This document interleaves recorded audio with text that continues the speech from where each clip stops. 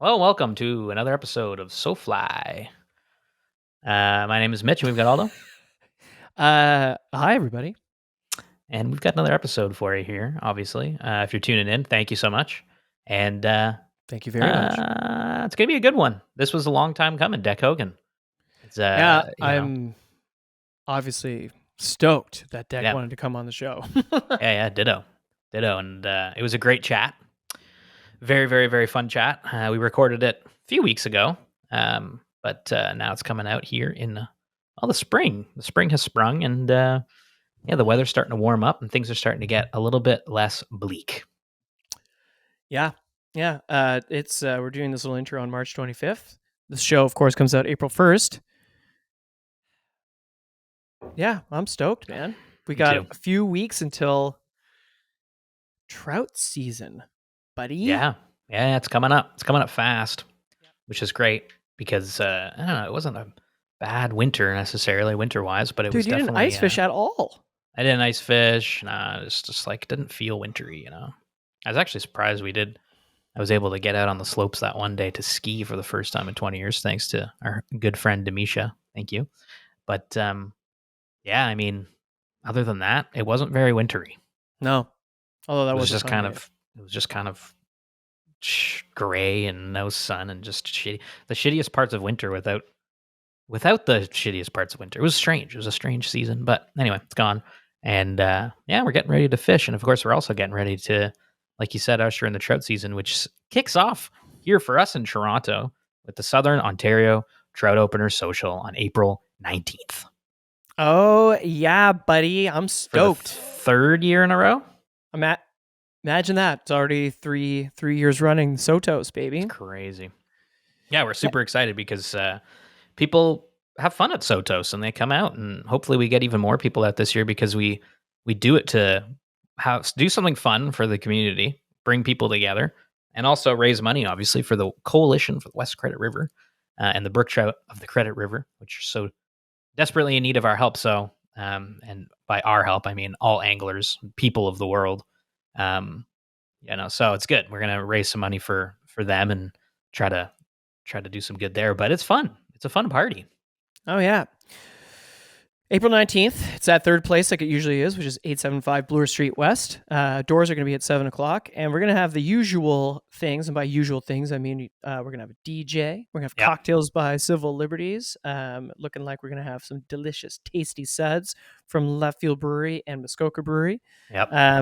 I think last year we added some programming like live tattoos, which really kind of spawned a whole thing. Yeah, it did. Like we started doing live tattoos at a lot of events. So, last year Nick got a trout stamp above his butt. Yeah. So who will get and so did Shane. So who will get the trout stamp this year? But yeah, we'll have tattoos for trout.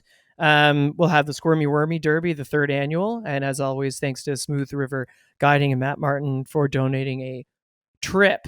So if you tie the fastest squirmy, you will win a day on the water with Matt Martin, which is pretty That's right. awesome. Yeah. Squirmy Wormy tie-in derby's back. Yeah. So come on down. Bring your speed. Yeah. Speed Bring is your in skills, not bring your drugs. speed. Do not bring drugs to this event. Or do and don't tell us about it. Yeah. And we, of course, thanks to Drift Outfitters because they're going to be supplying all the materials for the Squirmy Wormy Derby as well as Yep. the Vice and stuff. And they, they're going to be on hand as well. We're going to have Ontario Streams on hand. Andrew Orlando and his team and also TU will be there. TU Greg Clark, John Monks, and his team. If people are curious about how to get involved with how to help the West Credit and how you can directly be involved with, river cleanups and, Ontario Streams. That's the Ontario River Alliance, right?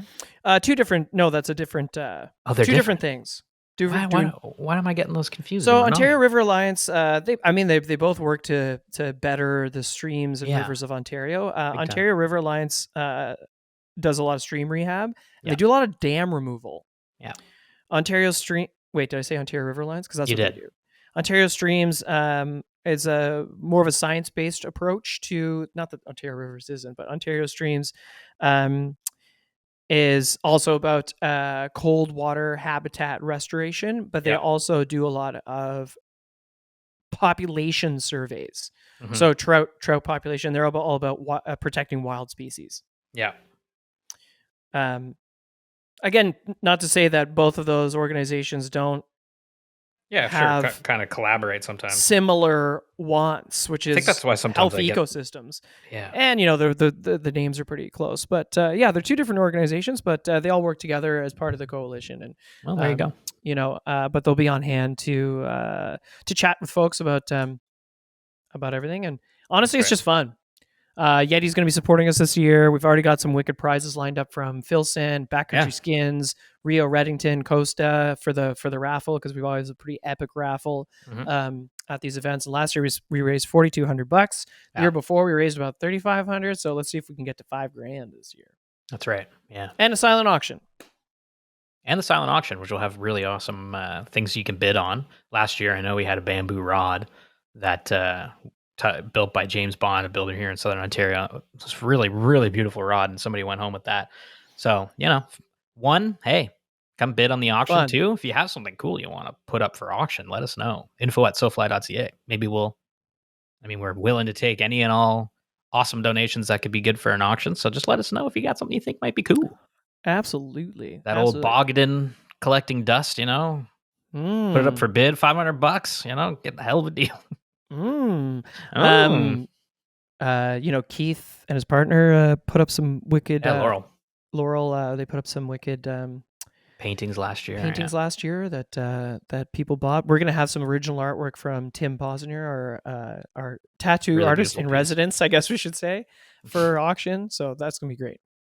Yeah, really, really awesome. Tim donated that. But anyway, April 19th in Toronto, 875 Bloor Street West, 7 p.m. Our doors. More info at sofly.ca. Come on out for that event. And what else we got cooking on?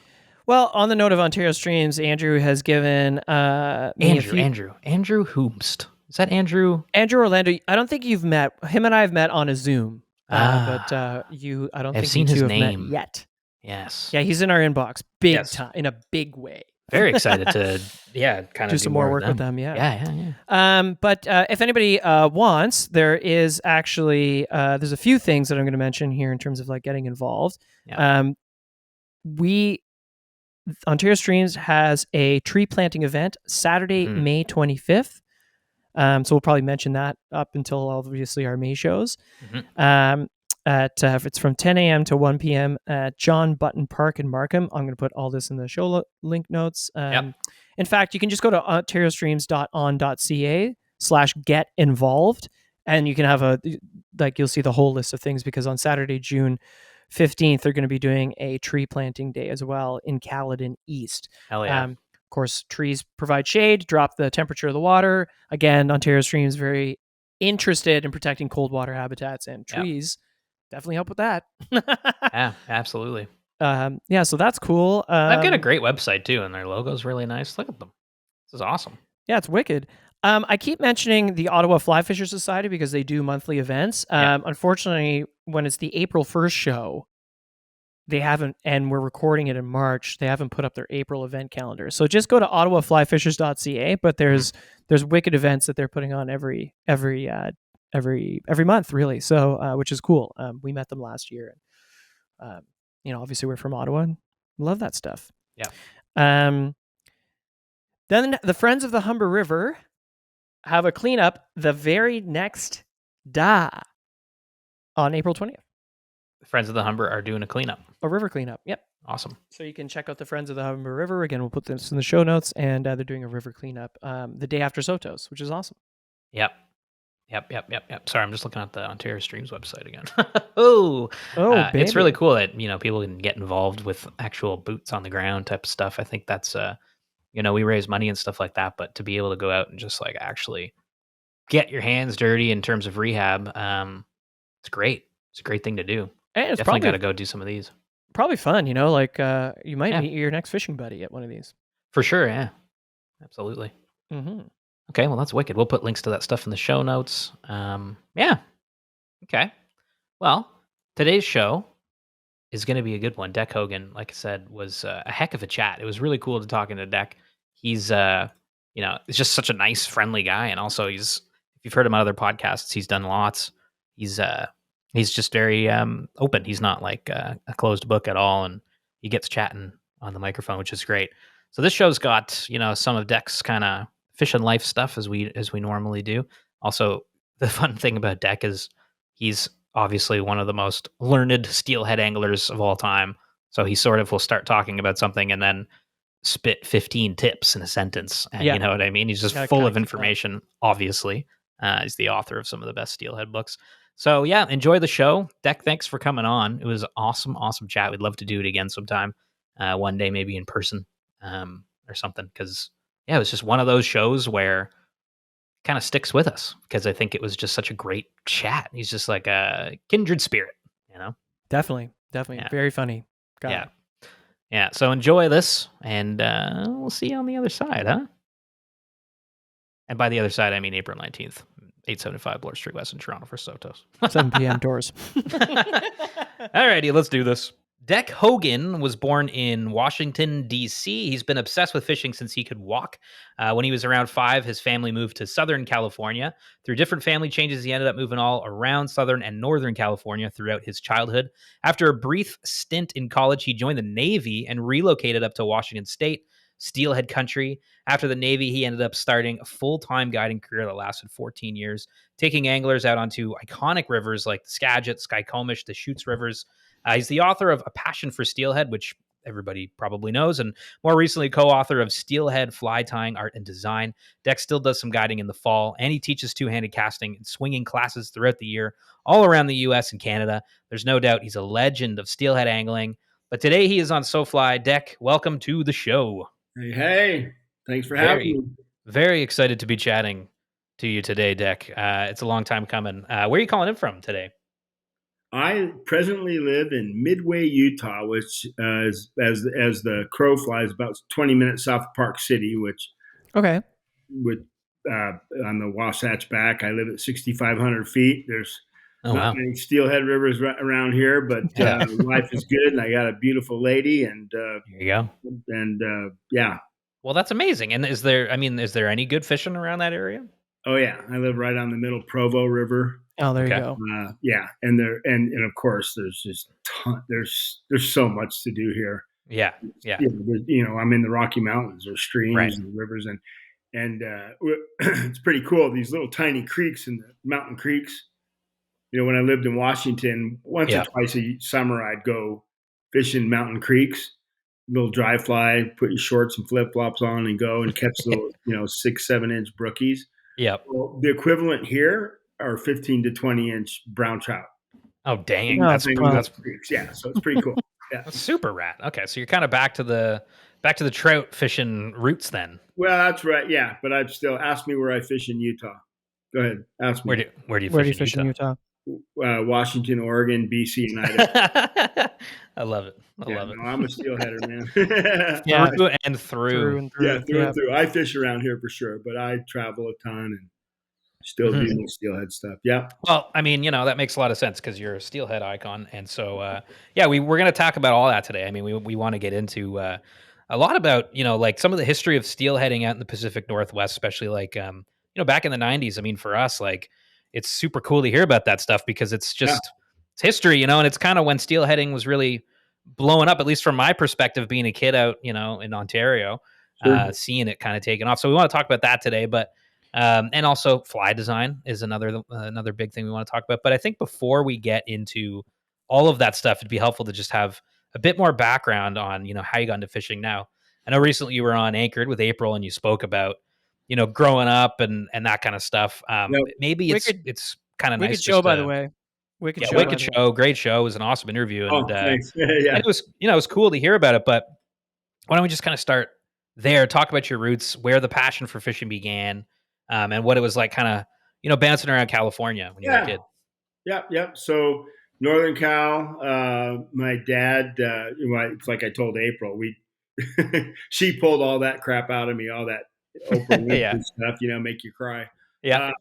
Uh, in brief, my dad fished, Yeah. and he got me into it at a very very early age, like 4 or 5 years old, Yeah. and I just you guys are probably exactly the same. It hit you.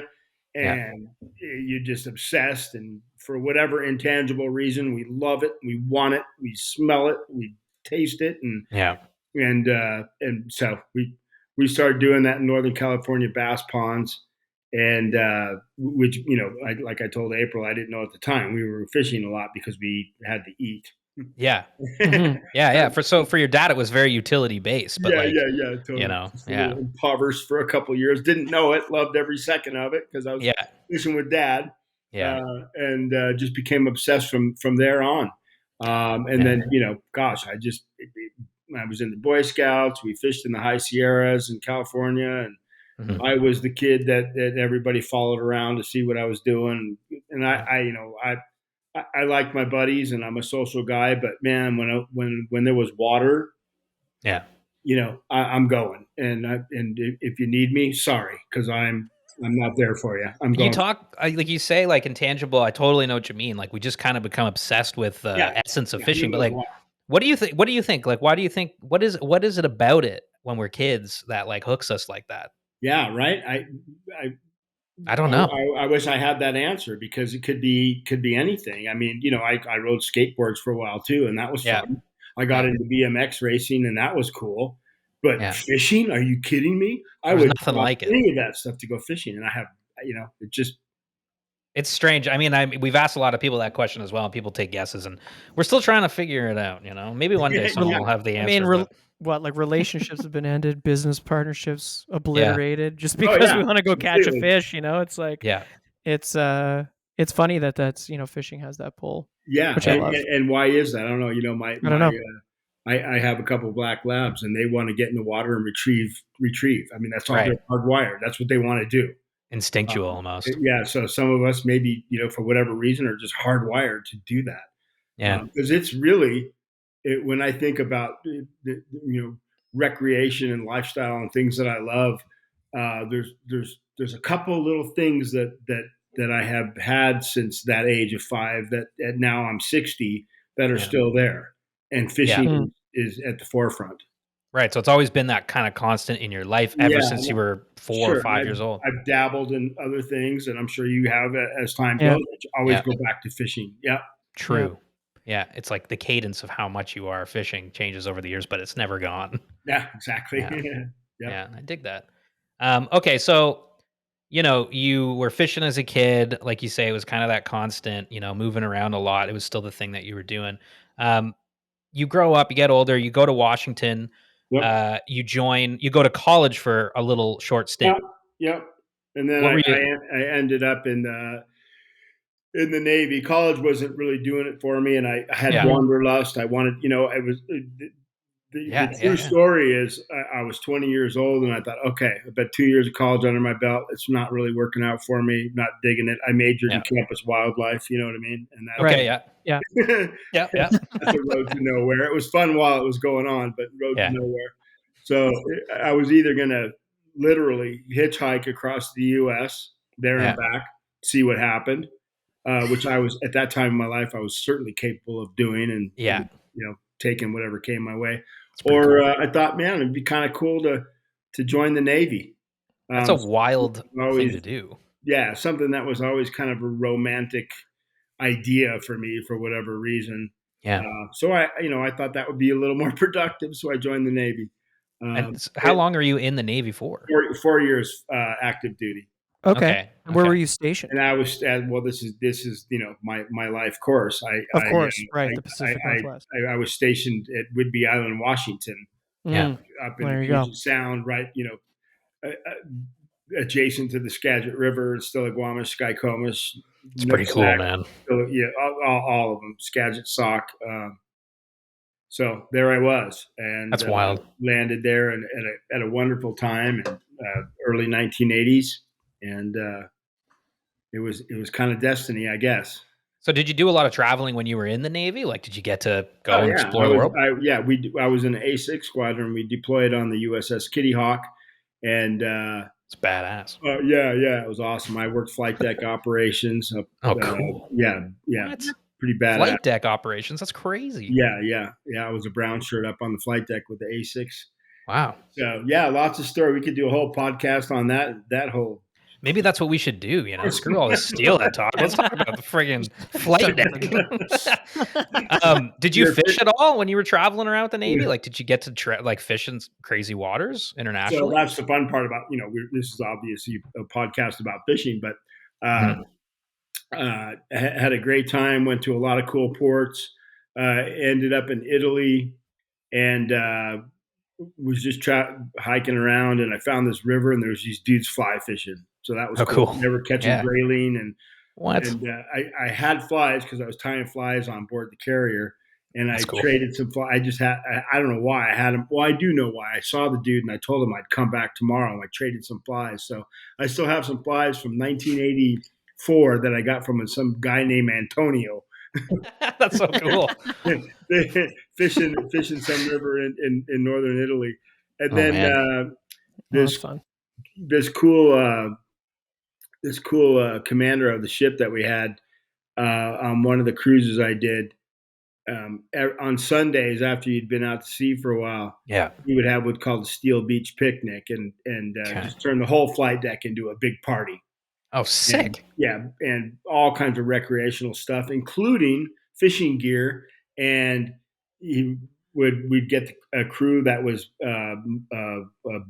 boatswain's mates, and they would take these motor whale boats Yeah. and drop them in the off the ship, and we get off the ship and go fishing. That's so cool. Yeah, it was way cool. It was way cool, and yeah, again, I've never talked about that really, but we went Yeah. out there, and I understood how things went, Mhm. and I told the guys just to drift, and I went down and these cool little Filipino guys down in the galley. I said, Mhm. "Hey man, if you give me some shrimp for bait, Yeah. I'll bring you some fish." And I didn't know that I was gonna. Yeah. Of course. so so they give me a bunch of shrimp. We go out there, and I just told these guys, just cut the motor and just drift.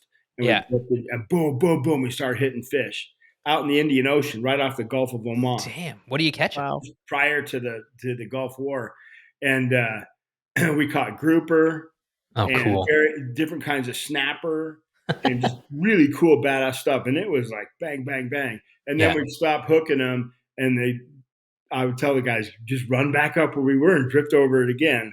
So Right. Yeah. yeah, And you yeah, just kept banging fish all day. yeah, That's yeah, so cool. yeah, Man, that's fun. Navy fishing. Wow. yeah, I mean, that's super badass. I yeah. love that.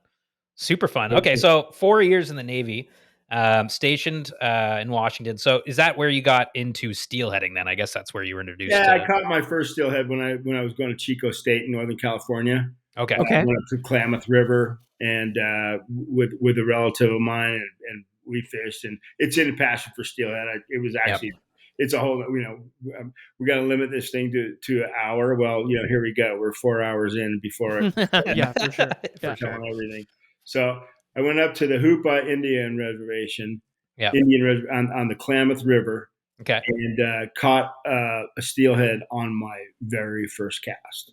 Whoa. No way. And how were you fishing? So I had a night crawler Yeah. that we injected with air to blow them. It was kind of a thing back then Yeah. so they'd float up off the bottom. So yeah, I was drift fishing with a night crawler. I've heard about that fishing. I've heard about that technique. It's wild. Yeah, and literally I went out there and just said, "Oh, that looks cool," and I flipped it out there. My spinning outfit bounced it around and caught one on my first cast. And you've heard about the half pounders on the Yep. yeah. So Yep. we were fishing for half pounders. I didn't know at the time. These guys said, "Hey, let's go steelhead fishing." Okay, cool. Yep. So we're fishing for half pounders, which my friend Scott O'Donnell calls them quarter pounders. Okay. Yeah. Really small. And I caught an adult. My first cast was an adult fish, Oh, Wow. shit. 26 inches. Yeah. And the guy I Nice was with fish. was screaming. He was the Native American friend who got us on the res. Yep. And he's screaming, "You got a real one! You got a real one!" I'm like, "What? It's real." I'm like, An "Oh, actual it's all steelhead. real?" Well, it was an adult, so Yeah. my A bigger very first fish. cast. Yeah, pretty cool. Dang, man. So you were hooked like right away. Right You away. one line, one cast, steelheading, Yeah, and that yeah. sent you out on a trajectory of like where you're at now, Yeah, right? and there was a big buildup before that too. Right. When I was a little kid, I Yeah. I mean, knew yeah. about steelhead and wanted to catch him. Okay, so So then, Oh, Yeah. But sorry, Mitch. So then No, no. at this time, you catch. Has fly fishing entered your life at this point at all, or are you just conventional angling? uh, yeah, so as brief as I can, Yeah, when yeah. I was growing up, I love fishing, and I fished we moved all over California, and everywhere we Hmm. went, I found a place to fish. My mom, they got divorced. My mom's trying to get a career and blah blah, blah. Yeah. And always found fishing.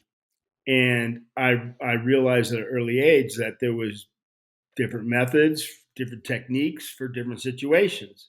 Yeah. And in the Boy Scouts up in the high Sierras, I used a little bumblebee panther martin, or Oh, awesome. yeah, panther martin, and it worked all the time. And a couple evenings it didn't work, and there was fish rising all over the place. Yeah. And I'm like, I need to fly fish. I need to Yeah. match those Yeah. little tiny bugs. I think I need to Hmm. fly fish. I was 13 years old, came off the trip, told my mom I needed a fly fishing outfit, Yeah. Right. and she bought me some cheap thing, and so I started, and I just learned. I didn't even know anything about it. All I knew is I had to get it out there, and I had a little tiny, teeny tiny little fly. Yeah. And I did, because I was just, fishy dude, right? Fishy young guy, Yeah. Yeah. game, Yeah. Yep. it happened. And that was the start of my fly fishing. I didn't know anything about it other than I needed to do it. Well, it came from necessity as well, Yeah, right? Like, exactly. Well, absolutely. yeah. And where did you learn about fly fishing at that time? Like, what was the place to get info for you? Yeah, exactly. You know You know, what? books, fly shops. I Yeah. had back when I was a young buck. I subscribed to Outdoor Life, Field and Yeah. Stream, what's Sports Afield, all those magazines, and Mhm. every now and then they'd have fly fishing articles in them, Yeah. and I would read those, and then when I was about 14, I got hip to the library, and Mhm. that I could go find info in the library, Yeah. and I always joke about this with my mom and my family. I would get my school book, Yeah. literally like sixth, seventh, eighth grade. I'd get my school book, my math or my history book, and I'd put a little fishing book inside the Inside. book. Yeah, yeah, Most That's people do that awesome. with porn, Dec. yeah, yeah. That's funny, dude. The last time I talked about that on a podcast, a guy started talking about, and he used Passion for Steelhead, and he put his porn inside Passion for Steelhead. I love it. You're like, Yeah, whole new meaning to fish porn. It is funny Yeah. that, like we, I mean, yeah, I grew up in the '90s, and there was like fly fishing was in a weird way like a bit mysterious. Like we fished. My grandfather grew up fishing. I grew up fishing with him, Yeah. and but he didn't know what the hell fly fishing was, and it was always like there wasn't that many places, especially in Ottawa, No. Ontario, you yeah, know, to go. We didn't have a fly shop at the time. We ended up having two Yeah. eventually, but it was this mysterious thing, which is so it's like kind of cool that I think for those of us, like you said yourself, like yeah, you kind of have to seek it out, but then when you yeah. do, it really does take you away. Absolutely, Yeah, absolutely. Yeah. Yeah, I like you said, I just dug it out somehow, and then yeah, I think when I was about, so I would fly fish when it was necessary, when it was the best method. And then when I think when I got in the Navy and got up to Washington, so I was 20 21, is Yeah. when I just totally got bit by the bug and didn't want to do anything else. Mhm. So you're in the Navy, you're in Washington. Nope. Let's talk about, some of those iconic rivers, the Skagit, the Skykomish. What were your first impressions of these rivers? Or I guess did you start really fishing those after the Navy when you started guiding? Yeah, so skip ahead. I mean, Yeah. again, we could go yeah. through all this stuff. So skip ahead. I find the Skagit before all of them, which was Yeah. massive. This huge Hmm. river. Yeah. And it's a big river, but now that I've been around rivers, for 40 years plus, there's bigger rivers for sure.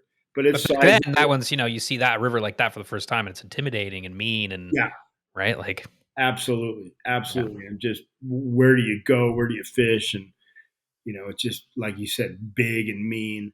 Yeah. And then over time, you meet people, you talk to people, you figure stuff out, you get comfortable. You find what my old friend John Farrar said: you find the stream within the river, right? Right. Yes. Yeah, you have to edit out all Yeah. the you can only cast so far anyway, right? Plus, those That's fish don't want to be out in the middle. You guys know that. Yep. that sentence is one that has been burned into my friggin' brain from your book, since I read it when I was a kid. The stream within the river, it's Yeah. like that's all I could ever think about when I was Right. steelheading, learning how to Good. steelhead here in Ontario. Oh, Yeah, that's I was wonderful to gonna hear. say like Mitch's uncle is a big two-handed double spey caster and Sure. and taught us a lot about the rivers around here and builds bamboo rods anyway, et cetera, et That's cetera. like his saying. That's what he would always say. He'd always quote that line from your No, book all right the on. time. He was always like, "Boys, you gotta find the stream within the river." I Yeah, remember like so we're many times Mitch He's being like, on the "Deck river with awesome. your uncle. Deck." Yeah. Yeah, you're So giving it's me cool. goosebumps because it's so true. And if Yeah. Yeah, you man. recall that I think there's a photo I put in there. It's the Snake River, and I Mm-hmm. just and specifically use that photo because you can really see it. Yeah. You can see where the guys are fishing. There's two guys spread out and run, and if you put all that glassy water on the outside of them, that goes 150 yards away, Yeah. and you see the chop. It's just a nice little run. Yeah. You Yeah, can kind for of break sure. it apart. Yeah. Yep. Yep. Okay, Very so cool. guiding then, like your entry into guiding, Yeah.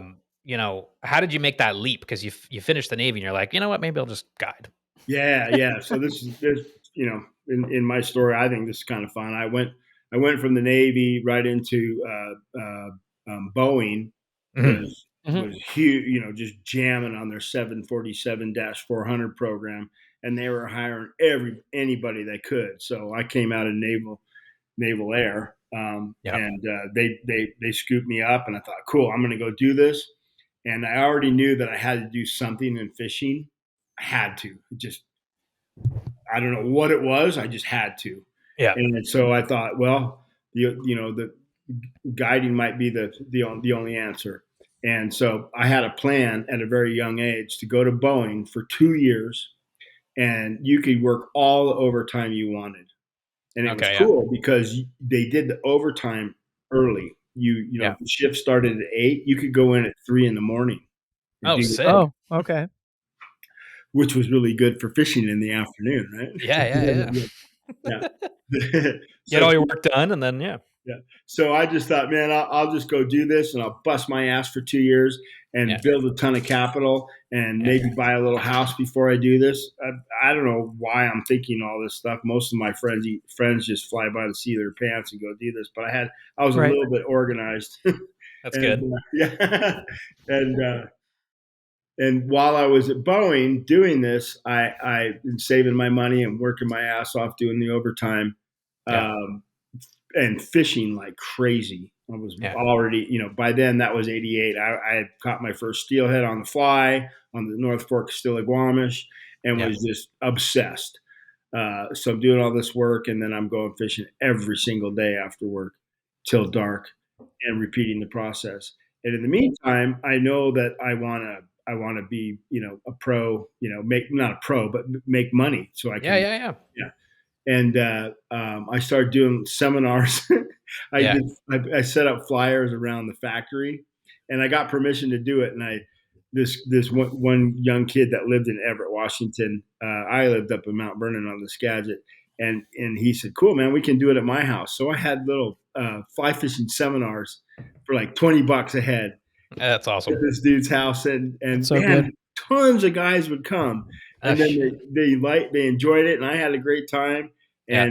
and they wanted more, and I did like two or three of these things, like 30 guys would come. Damn. These guys, yeah, it was so cool. So you start to see Well, it as like a potentially, like, hey, maybe this could be yeah, a so thing that I'm I can. super stoked, right? Yeah. Yeah, people For are sure. digging this stuff. And then our local fly club asked me to do give the meeting. Yeah. So I did that, and I just couldn't believe that they wanted me to give the meeting. So I gave the meeting, and it was good. And when I say all Right. this, I'm like 25 years old, just Right. yeah. Yeah. And Yeah. so that, and then a fly shop, or it was a sporting goods store on the Skagit River, had a guy that was pursuing a guide for the day. And he started down in Seattle, went to Kaufman's in Bellevue, Patrick's in Seattle, Avid Angler in Seattle, all these places to try and get a guide for a day, and everybody was booked. And it worked its way north, and to this local fly shop, to this local sporting goods store, and they called me and go, "Hey man, this guy really wants a guide for the day." Mhm. And this would have been '89. And would you take him? And he was from South Africa. And Okay. I said, "Well, I'm not a guide. I I don't know. don't Yeah. know." And they said, "Well, just you don't have your guide license, whatever. Just take the dude fishing. Just say you're fishing with a friend. If a game warden pulls you over, which they never Right. did." Yeah. I took the dude fishing and on the North Fork Stillaguamish in May, and he got 2 chrome winter steelhead Pretty late sick. winners. Yeah, so I Damn. was stoked. I couldn't even believe this. Yeah, you must Yeah. have been Yeah. losing your mind. Yeah, I was losing my mind. Yeah, losing my mind. Got this guy on fish. Yeah, so that's when I'm like, okay, this is what I'm gonna do. This is Yeah. it. And Back then Sorry, just really quick. Back then, was this? It was probably just like, is it single hand stuff, or is oh or yeah, double no, handers in the game? Yeah, yeah, for sure. Yeah, yeah, 88 single hand, absolutely. yeah, Yeah, yeah. absolutely, yeah, for I sure. didn't in 88. I didn't even know what a 2-hander was, Right, of course, yeah. but just around the corner I did. So anyway, that's that. You guys steer the interview for sure, but I get talking and there we go. No, no, No, that's no, really no, cool to hear. no. Like that first client that Yeah, showed you guiding was and then you went on to guide for 14 years. I mean, that's a long guiding yeah, career. full time, 14 years. Yeah, for sure. That's what I thought started it. Yeah. I thought it was interesting on because we listened to your show in April. How like, I mean, kudos to you for sticking. Just so you're like 2 years to the day. You're like, I'm out of here. Oh yeah, but yeah. so kudos to you on that one. But I found it interesting that some of your coworkers were like jealous or You something, or what? spite. Well, you said on April's show that when you did leave the factory, Oh there yeah. was some. Is animosity the right Oh, word, or some yeah, it was more than Yeah. jealous. It was animosity. It was actually it was almost a little bit spooky. Oh Oh, yeah. okay. Yeah, the way the guys, these hardcore factory workers. And bless them. That's what we need them. Yeah. But I Of wasn't course. that. I Yeah. used it as a springboard, Yeah. and my Craftsman stand up toolbox with great big thing Yeah. was plastered inside with fish photos that I was just continuously getting from the 1 hour photo, Yeah. and they were interested in that. But when they heard I was leaving, they could not believe it. And I remember guys going, "Why Right. you? What do you think?" And I remember Oh, one they're like dude, mad. he would go 6 months. Every time he walked by me, 6 months. We'll see you back here. And man, every time he said that, I'm like, nope. It's kind of good fuel, right? To like Yeah, keep pushing totally. you. It was fuel. Yeah. It's like Definitely. fuck that. I want to. Fuck I'm gonna that. have a better. I'm gonna do something better. Yeah. Well, I mean, it definitely sounds. I mean, it definitely is something better in terms of, it was right for you, especially. What was kind of the culture like back then? So you mentioned steelheading, single-handed rods at the time. Yep. When did double-handed come in, and what was the kind of buzz around steelheading right before, double-handed? So for me at that time, just kind of getting into that, in Washington, steelhead fly fishing, and I had a 9.5 foot 8 weight Loomis with a Scientific Angler System 2 reel Ah, Okay. and nice. and an SA line, or whatever, in a teeny 200, and went out and got after it. And then Yep. when I got up on the Skagit and got into that scene, the two-handed the very next year, 1989, the two-handed thing was already starting to be talked about a little bit. And to my Okay. knowledge, at that time, there was Mike Maxwell up in BC who was messing around with it, and then Sage had some Norwegian, Scandinavian Yeah. clientele that wanted some rods, and so they started making those. Yeah. And so Were those those were called the around. Brownie? Yeah, those were the original Brownie as we know it. The Brownie was a 9140-4, which came after. They had 3 rods. They had a 10 160, they had a 10 150, and then a 9140. And they were all super fast action, kind of for overheading even. Oh, Yeah, and then whatever interesting. those Scandinavian dudes were doing back then, I don't even know. Those rods are so long. Yeah, Yeah. yeah, and they were Big super rod. fast and stiff, and Mm. and the butt diameter on, let's say, the 9140-3 of the Norwegian rod was that big, and then Right. when they came out with the original Brownie, the butt was that big. Right. So it was Oh, like a Yeah, the toonie versus a diameter, yeah, quarter. it's Yeah. totally different. Yeah. Yeah. So those popped out in 1990. Sage did the first prototypes of the 9140-4. That was to for we Northwest steelheaders, Yeah. right? That right. didn't want those big, great big giant guns. Yeah. So 1990 is when that kind of started. And I cast my first two hander in 1989. 1989. Okay. Yeah, yeah. Again, it was starting to be a little bit of a buzz. Yeah. And I'm going to back up and just tell you real quick the reason I Please. started with the two hander. Yeah.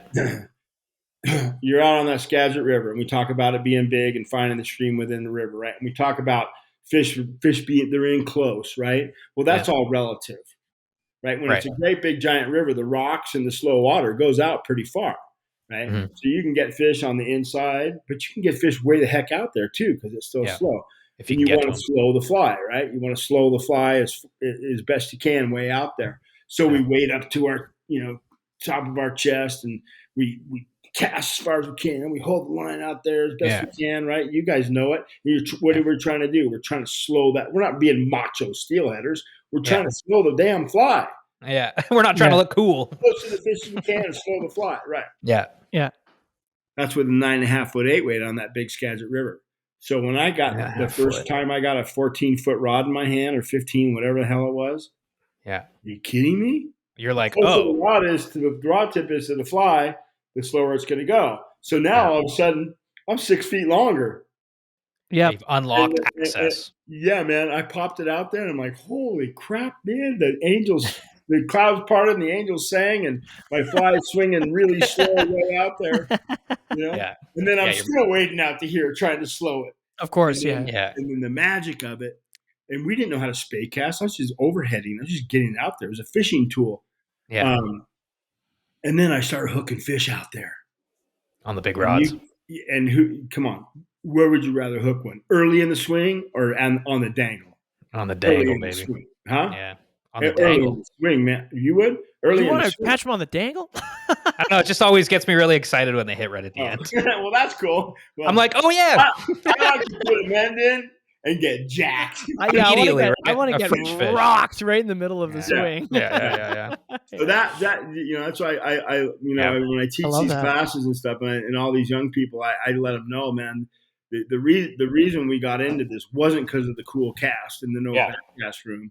It was the length of the rod, Right. as far as Utility, swinging right? the fly and getting it to go slow. Yeah. Yeah, and it all worked. It all worked Mhm. amazingly and blew your mind. I mean, that's super cool. Like how I can imagine, like this thing starting up, and you're like, you know, Well, just getting into steelheading, and all of a sudden you have that access to these fish. It's like, geez. Oh yeah. yeah. Well, Well, and also like fly speed. I mean, you speak about that a lot, and so having that control on the. And honestly, even when I've been lucky enough to go Atlantic salmon fishing, and they're all about, the speed of the fly as well.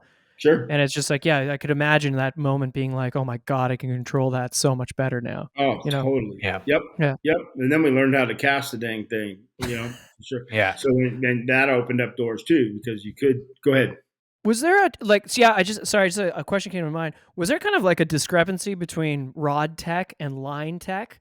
Like, did the rods come out and then the line manufacturers be like, oh shit, we have to probably figure out some lines for these Oh things? yeah, absolutely. Yeah. Absolutely. Yeah. It's like chicken before the egg kind of thing, right? Yeah. Yeah, that's been going on for not too long ago, actually. Yeah. Yeah, so we had these rods, and we had to figure out what kind of line to put on them. And if you go back to, any kind of information we had at that time was old school British, old school Scottish, and they all used Right. double tapers or these big giant long belly things. Yeah. Which didn't work great on our softer, lighter rods that Sage was trying to give us. Yeah. So we tried double tapers, and that didn't really work too good. So ultimately, what we did was, prior to the two-handed thing, when we are single handers, we kind of made our own sink tips. Right, so you would take, because if you just had like the original shooting heads back in Northern California, was a running line and a 30-foot sinking line.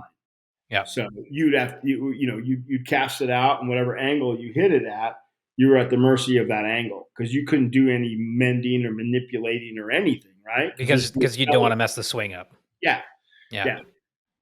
So we started splicing in. We like the shooting heads style, running Yeah. line and wait forward. We could just one false cast and shoot it out there 70 Send it. feet. So we would start splicing in a belly section, Yeah. making our own shooting sink tips. When we got the two hander, we just modified that and amplified it and put Yeah. it on the two hander. Yep. And if you think about it, going way back when we had a running line, we took a piece of like 11 or 12 weight piece of double taper, like 17 to 20 feet, and we'd splice that in, and then we'd put our sink tip on the front of it. So if you think about that great big, diameter floating section in Yeah. between, what in effect, what did we make? What do you Oh, think? you made a Skagit head? Gadget line. Yeah, Yeah. Yeah. we Yeah. Just made a heavy in the Skagit front. head. Yeah. Yep. And we didn't call it a Skagit head. Then we just called it our line. Right. It's what we So, yeah. used, but that's what we were doing. Yeah, You're basically you just split inventing that up Skagit and lines. Yeah. you shoot it out, and yeah, it was just a Skagit head back then. Yeah. Again, it's like going back to that, watching the trout rise in that stream. It's just born out of necessity, Yep. Yeah, absolutely. Necessity is the master of invention, right?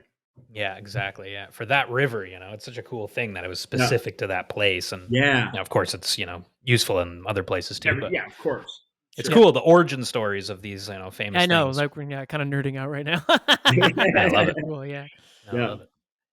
Because sorry, Mitch, because we didn't when all this was happening. Like, I mean, obviously I was very young, but even if I wasn't, it's not like there were a whole lot of places you could learn about where this came from, aside from your book, essentially. Yeah. It's kind of cool. Right on. No, And 100%. I, the history stays pretty solid. Yeah. It's pretty rooted. There's a few folks out there that just because of our male egos and stuff that will try and claim certain things. But Sure. I can tell you firsthand, and there's no ego involved because I didn't even realize it at the time. I was just out having fun. It definitely started there. Yeah. Yeah. There's no question. It started right there at the time I was involved with it. Yep. Well, that's kind of like what I've always heard about it too. And I mean, like it makes a lot of sense because those rivers are, they're very spay kind of places. Totally. Yeah. Yeah. And we were, and we were, because of what was going on and we were sort of jet set.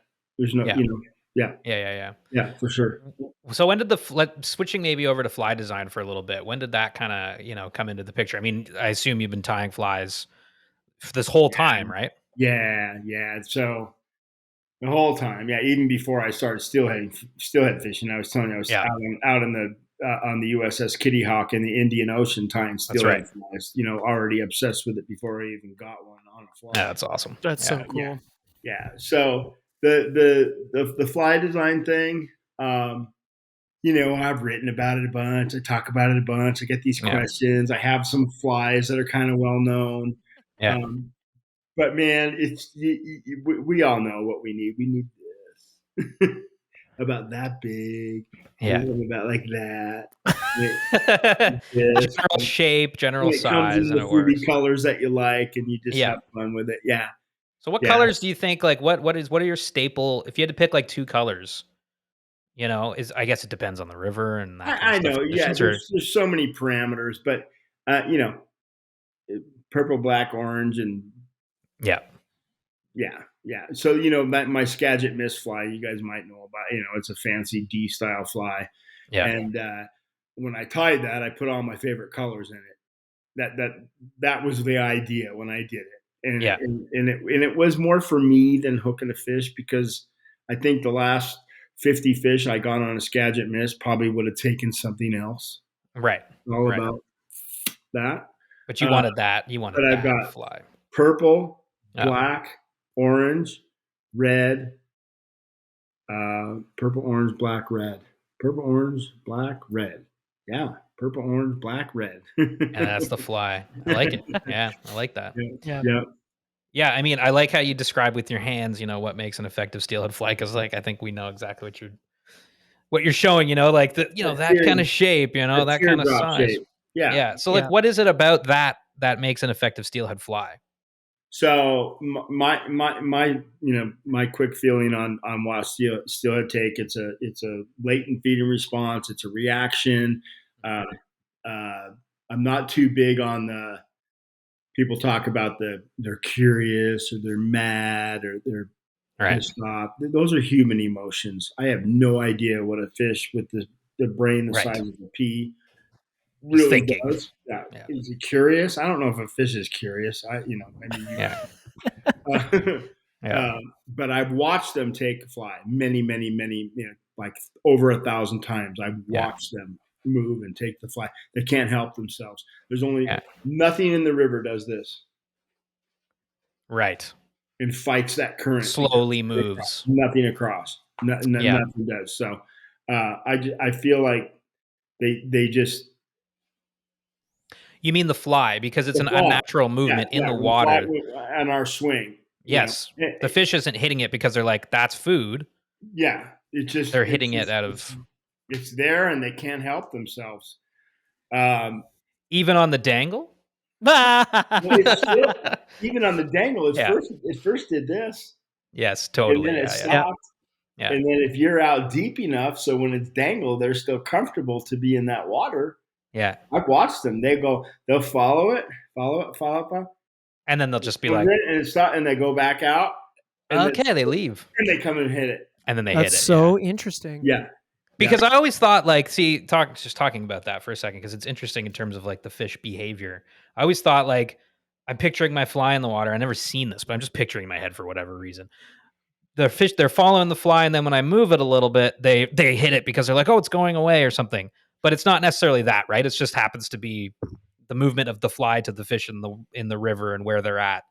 That's kind of why they're hitting it. yeah. So again, why they hit it, it's a reaction, right? Yeah. If I toss, I always say, if I toss my car keys at you real quick, you catch them Catch them. or you bat them away, you would react. Yeah.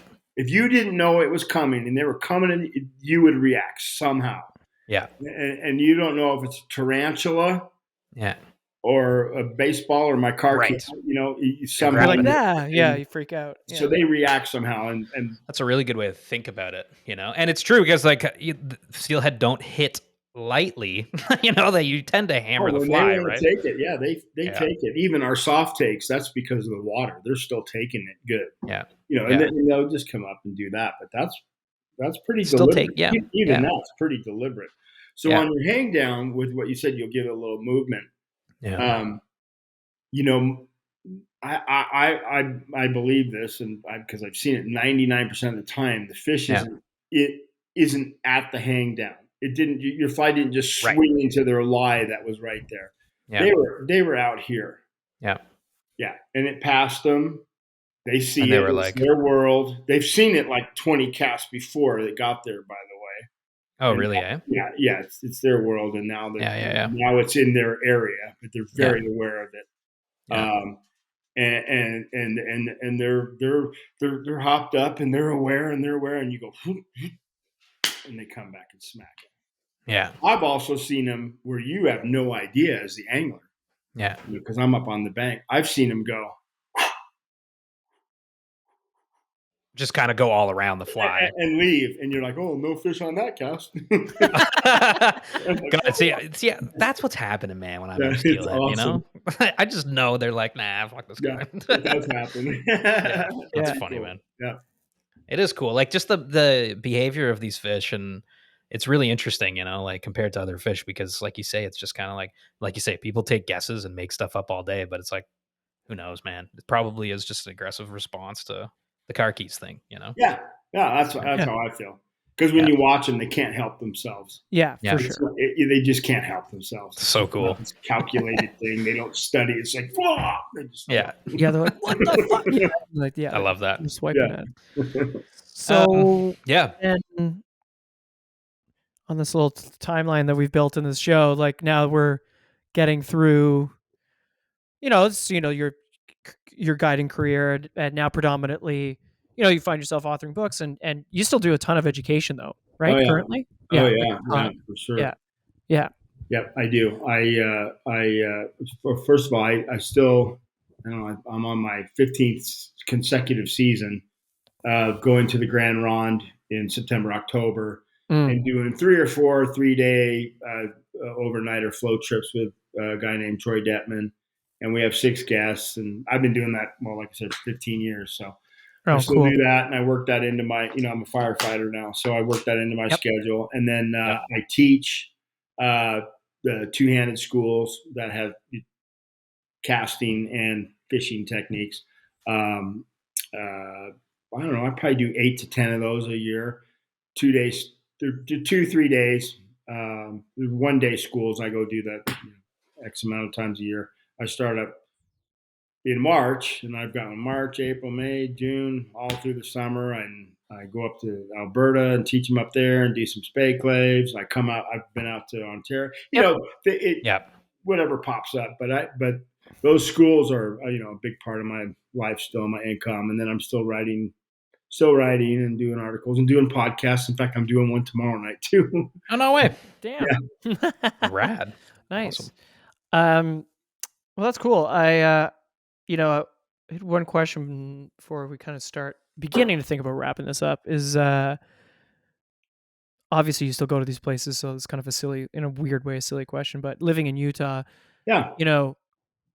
I've been to the Pacific Northwest to fish twice, and it's obviously gorgeous and Yep. beautiful. Do you ever miss being damp and cold, like in a weird way? Do you ever miss that, like Steelheady. steelhead weather feeling? Like, Yeah, no, yeah. So when I first came out here to Utah, I thought, oh, this is not. I'm ready to dry out.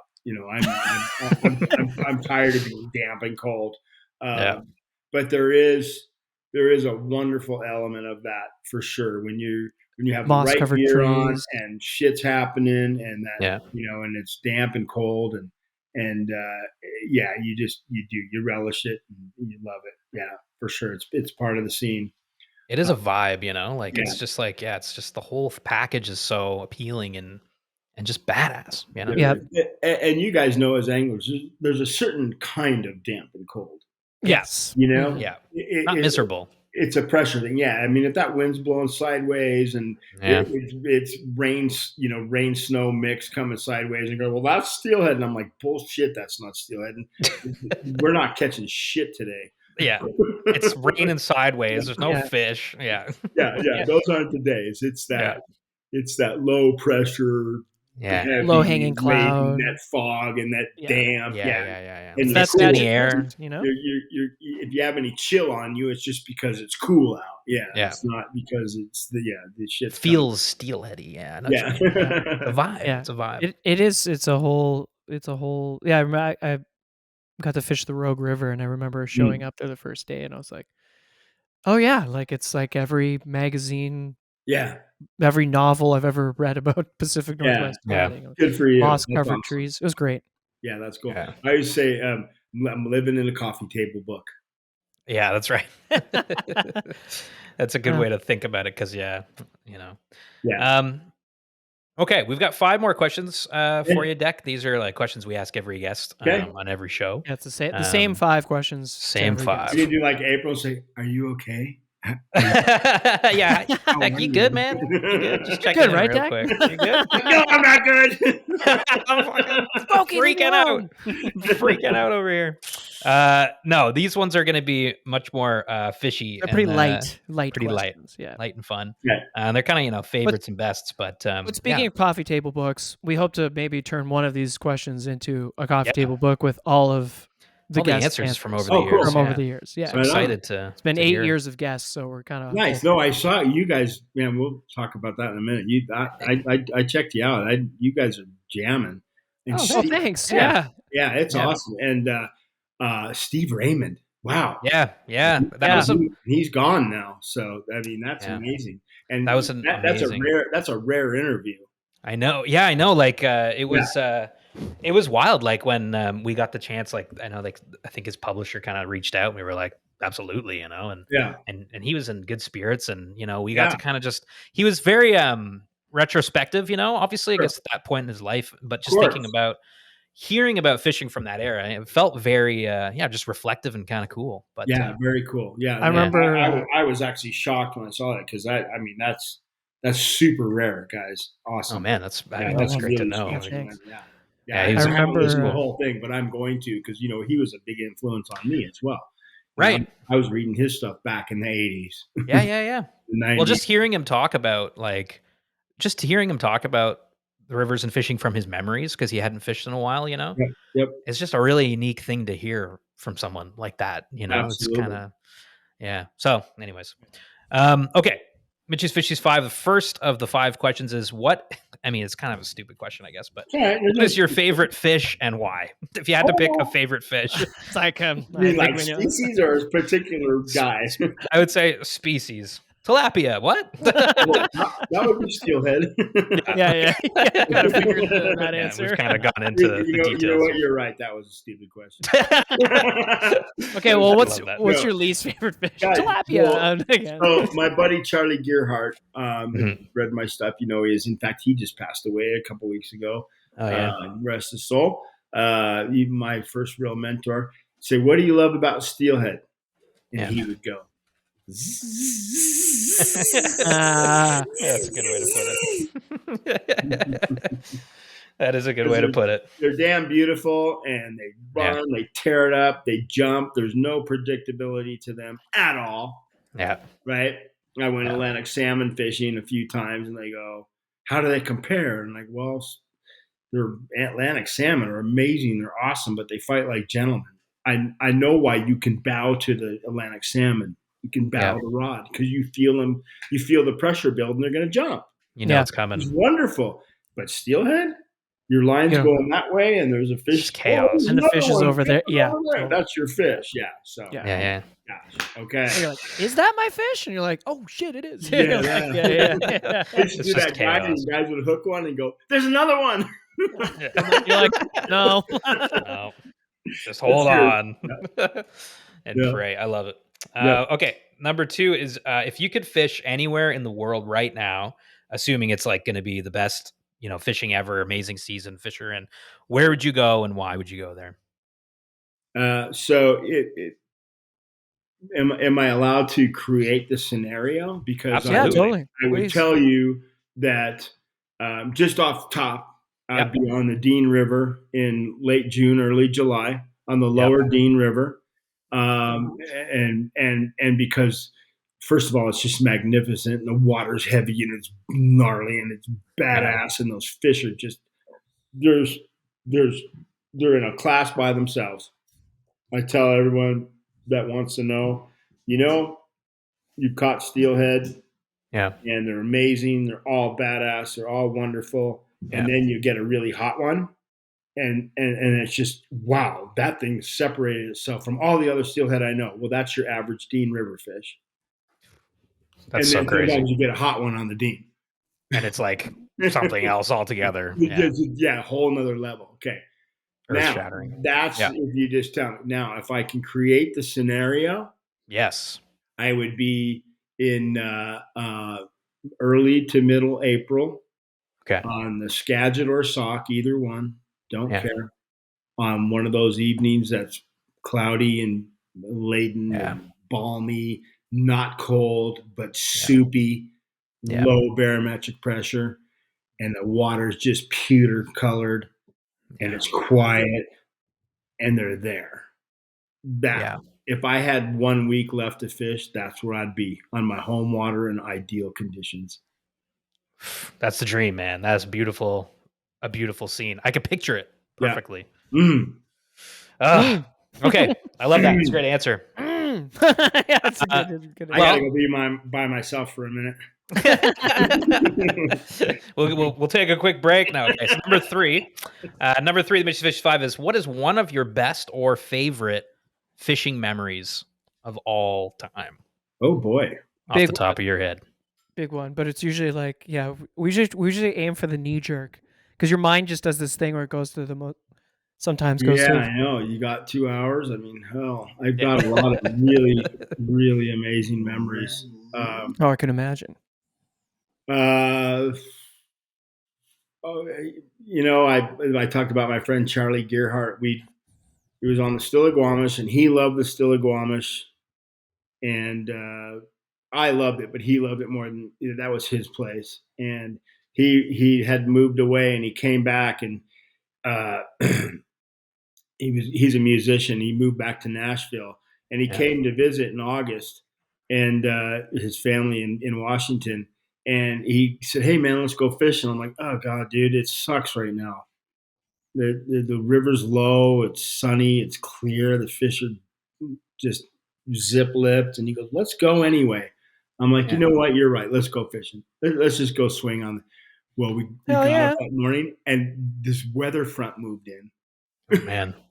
and it was August, dog days of August, and the clouds were low, and it was dark, and me and Oh. Charlie went out, and there was nobody on the river because it sucked right then, and Yeah.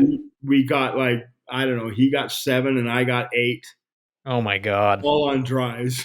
Oh what? Oh my god. Yeah, so that was a pretty magic day, and that's one of a bunch, but that was the first one that came to mind. And Whoa. Charlie's been on my mind a lot, and I was like, God, that is just, Yeah. yeah, that was all meant to be. Just That a was magic day, right? Where everything magic aligns and day. it's lucky, right? You're just like, damn, I'm glad we Yeah, came out because yeah, yeah, yeah. You just got to go, and you and gotta again, go. like I emphasized, it was during a period of time when it kind of sucked, and Yeah, Yeah. yeah, yeah. things weren't good. But that day, man, oof, So cool. yeah, All Well, in dries. hats off to Charlie wherever he is. Yeah. yeah, Tip of the hat. we watched. Okay. Number 4, Mitch's Fishies 5. Why do you fly fish? What keeps you going back out into the water with a fly rod? Inflated worms is a different thing. We know. Yeah, yeah, yeah, yeah. Well, I mean, it's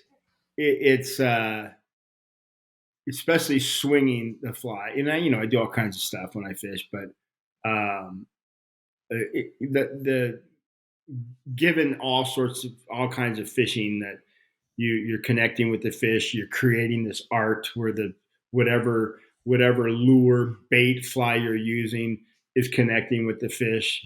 Mhm. Um, you're out in nature, you're communing with nature. That's all given. So let's get down to the technique. Let's get down to the cast. Mhm. Yeah, I mean, why fly fish versus all of it? It's the cast for Yeah. sure. And then It's a good point, actually. when you love that and all the aesthetics that go with it and all the accoutrements and everything surrounding that, Yeah. the reel and just, I mean, who doesn't love just a raw, hearty, perfect reel? Yeah. Yeah, yeah. Just the whole aesthetic of it Just the all whole aesthetics of it, but and the technique, yeah. yeah, ultimately it's the cast. Yeah, yeah, yeah. Yeah. Yeah. It is, I feel you. I mean, I feel like that's why a lot of people get into fly fishing too. Yep.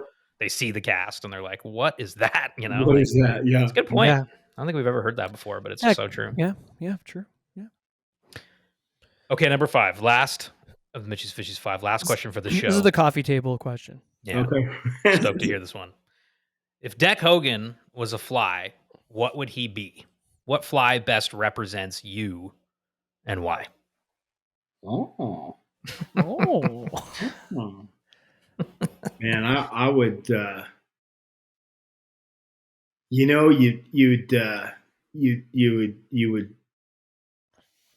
You would love to say that I'd be a Lady Amherst or a Black Dog or a Jock Scott, Yeah. but in reality, I'd probably be a big one of those just gnarly grub flies. Like a mob But fly? a cool one, a cool one. The grub flies like a us grub and Oh, yes. Yeah. Yeah. the grubs that Okay. I tie in my book, the mountain Yep. grub Yep. and the Yeah, Colonel yeah, yeah. Claypool. So you got just hackle in the back and this buggy Yeah. body and a midsection Yeah. and these cool little wings over the top, and it goes like this. And Yeah. there's not a whole lot of variances and colors to it. There's just a couple stout colors to it, and just all business. looking good, but all business. Yeah, and a little rough around the edges. Yep. But still beautiful, wrapped in Oh beauty no, it's beautiful. It's in a clean. whole, in a Yeah, whole other yeah, kind yeah, of yeah. way. No, it's Yeah, you're right. They're kind of gruff, aren't they? yeah, they're a little corrupt. Yeah. Yeah. Yeah. Yeah. Yeah. Yeah. Yeah. Yeah, I'm That's not just awesome. gonna slide right in. I'm gonna get in there, take charge. You're eating me, I love it. I That's a dare great you. answer. That is a great answer. Yeah. Absolutely amazing. And that's a great show, man. I mean, Deck, Yeah, like again, you guys are thank awesome. you. Thanks for Thank coming you. on. Thanks, Zach. Yeah, it means It's been a long time coming. means It a means a lot. lot. Thank you. Yeah. Thank you. It's been And really fun just to pick your brain. yeah, thanks. That was fun. And you could tell. I mean, I'm never at a loss for words, and we could do this for a couple hours, right? We just jump 100%. all over, so 100%. yeah, Yeah. for sure. You know what? Maybe again one day we'll do it again and we'll talk about Yeah. something else. But Maybe if you put out another book, we'll just have Yeah. you on and talk about that book. Yeah. Yeah. So I'm going to challenge you guys with something because I've Okay. enjoyed you as well. Yeah. Is that I think just about everybody that I've done this with, Yeah. at the end they say, "Gosh, yeah, there's all kinds of great stuff. Let's do it again." Yeah. And including April. Yeah. And we just recently did it, but she goes, "We're going to do another," but nobody's done that. Nobody's done it again. Nobody's done it again with a new line of questions. Well, Deck, you're on another podcast tomorrow, but Friday's wide open. So fuck. I mean, let's do it again, brother. We'll give it a little gap. But yeah, man, if you want to do it again, phone me I up. love that. There's Well, thank all you. kinds We of fun appreciate. stuff. We And I appreciate that. I enjoy it, and you guys are passionate about it, and great questions, and I'm watching you, and I can tell you're jacked up. I can. Oh yeah, we're. You dig it, and This is awesome. and here's something promising for you guys. Yeah. Right. I've been doing it for probably since before you were born. I don't know how old you guys are, but pretty Before close. Mitch was born, not Before so I was much me, born. but you, yeah. But either way, you guys were, little guys, and Yeah. I was doing it. I'm just as excited today as I was back then. Yeah. Right. That's awesome, man. Yeah. I love to hear that. Again, the passion for fishing, like we said to start this whole show, it kind of innately takes over, and we can't describe why, but you're proof that it sticks around forever. So Awesome, love guys. that. Yeah. Thank you so much, Deck. It's been awesome to chat. Okay. Yeah. Okay. Like I think you said on April's show, but yeah, I think the main place people can find you or get your books or whatever is your Instagram, essentially. Yeah, my Instagram, and unfortunately, circumstantially, all the books that I've done are out of print and they're sold out. And again, that's circumstantially, unfortunately, that's just the way it is. Yeah. But there's new stuff coming, and I mean, keep abreast of my Instagram. In fact, today I don't post a whole bunch, but today I posted a fun one. If you guys want to check it out, I checked it out. The remake of that shot. I thought that was super cool. I love that. So you're just holding on to that one, for a while. Well, yeah, every now and then I'll just go down into my pile of prints and go look for something. Find something. Oh, that was cool. Yeah. But that picture that we reenacted, that's me being a total nerd. That was purely from my memory of the shot. No way, really? I didn't have the book with me. Yeah. Do you know I found something interesting in it is you put your hand on his shoulder, and in the original photo he's not. I liked that touch, that little in your mind. Today. Yeah. I was like, that's interesting. That's cool because that was me when in reenact. That's cool. You saw that because that was me. Just the way I am. Exactly, yeah. And how I perceived that shot was. And today when I went down and found the book and found the shot, he's not holding his shoulder. He's not. And I noticed that and I thought, that's interesting you remembered that photo as being a bit more, like that, which is super cool. I think that's just special, Cool. I love that. Cool. Thank you, sir. Have a great night, and we'll hopefully see you again. Yeah, take care. Thank you so much. All right. Take care, guys. Thank you so much. Oh, super cool. That was super fun. Whoever said don't meet your heroes is an idiot. Yeah. I mean, like that. Such a passionate, it's cool to meet people so passionate about one facet of fly fishing, especially when that thing is steelheading, which is just, it's such a cool. I associate steelhead with you. Well, I love steelheading, but apparently I don't know when the most exciting, time to get a grab is. I was the most exciting time to get a grab is when you think it's the most exciting. I just was like, I'm just happy to be here when it comes to steelhead, man. I catch a fish, And I'm like, holy shit. No, but I mean, Um, like, you know what I mean? Like, yeah, for sure. yeah, I mean, yeah, again, like I like getting rocked on the swing, Of course. and going back to Atlantic salmon. I know it's not steelhead, but I couple times. Yeah, I think I'm trying to think now. I think all my fish yeah. Like right in the middle of a swing. hooked 5 Atlantic salmon and landed 3. Yeah, Very lucky. yeah. Um, have all just been like this crazy, just Picture perfect. halfway through Yeah, the swing. So it's kind of, but I think all my steelhead on the swing anyway have not been on the swing. They've been on the dangle. Like yeah. that big one in front of your uncle on New Well, Year's Eve with Gilma. It was like yeah, I literally was, dude. I had the thing in with the water yeah. at the end of the swing, and I think I was like looking at my phone. I know what he means. I know what he means because there's something to me. I was just like, man, there's something so exciting about my swing's over, and then you move your hand like an inch to get ready to And it cast. just gets rocked. You know what I mean? You're like, holy fuck! But you're halfway through the perfect swing. You're watching that line, and then the fish Well, it boils just or goes, something. You know? Yeah, it's sick. and It's you're like, super cool. oh shit, it's But on. what's more cool is getting to, just pick his brain and again, I love talking to anglers that like are at the stage in there. Like he mentioned Steve Raymond. It was similar in the sense of like looking back at a life well fished, like Dec Mm. has fished like probably one of the most passionate anglers I think I've talked to, and that everybody's super passionate, but Dec, you could see it in his eyes. Like he said, he still feels the exact same way he did when he was a kid. He Yeah. gets so excited. He wants to start talking about some technical stuff, like talking about like the swing and all that kind of stuff. And it's just like he can't help get into it because he's so passionate. So I don't know. It was cool just to get to meet him, and you're right. No, He is like it's nice to talk to him and be like, oh, he's like the nicest dude in the yeah. world. you know? Yeah, exactly, and Yeah. generous with time, knowledge, or whatever, Yeah. you know, um, 100%. gonna say, obviously we could have gone down a dark path of, you know, the decline of steelhead stocks Yeah.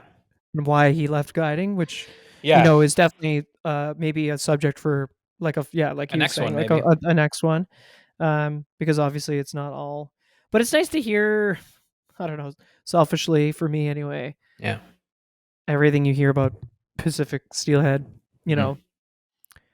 know, Pacific Northwest steelhead or just steelhead West Coast in general is like, dire times. Yeah. So it's nice hearing positive, associations with that fish.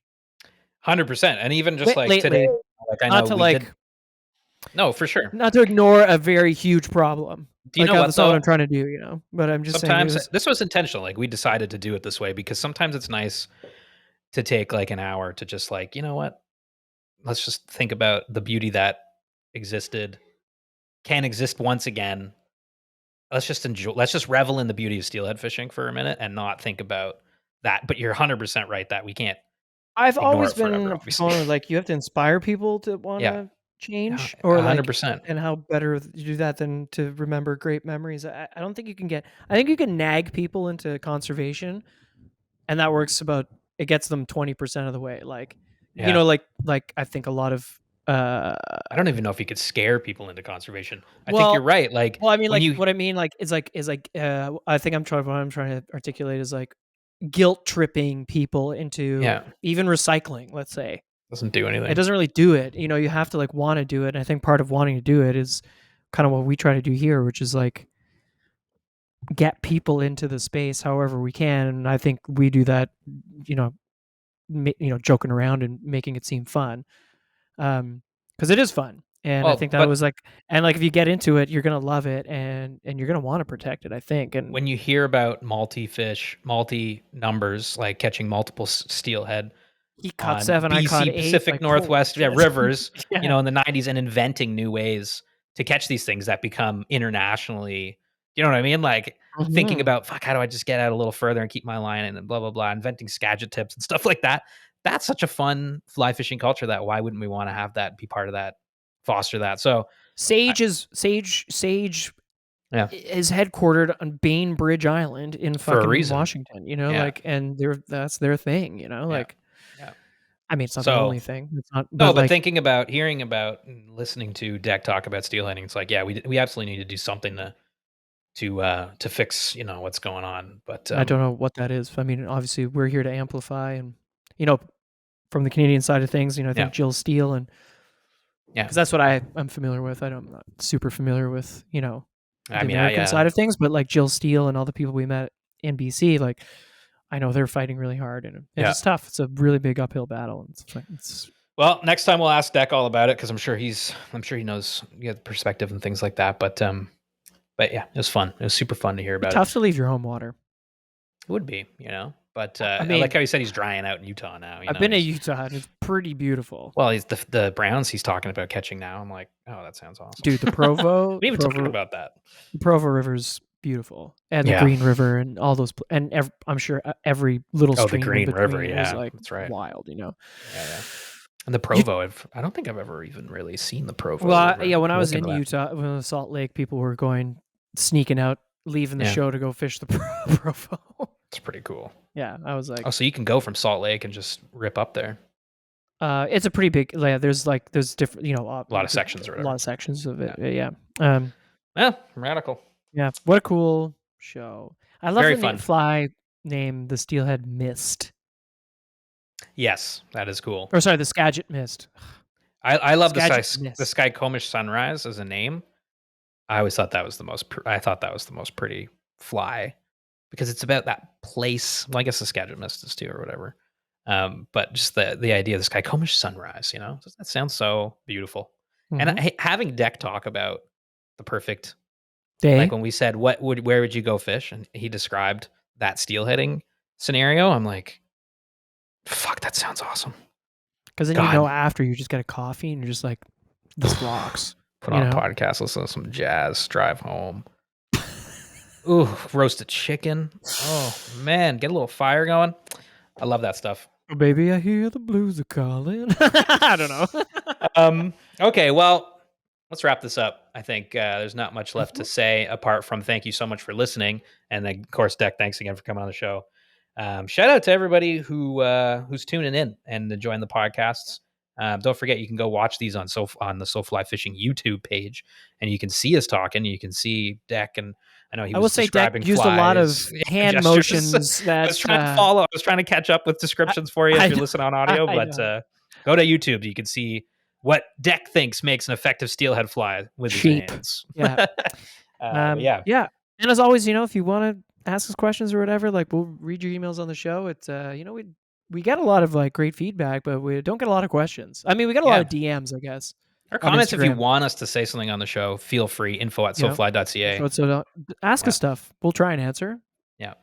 Or don't, whatever. It's your life. But we're here for you. We're here for your life. The listener. Make your drive better. Make your commute to work better. Whatever the heck it is you're listening to us.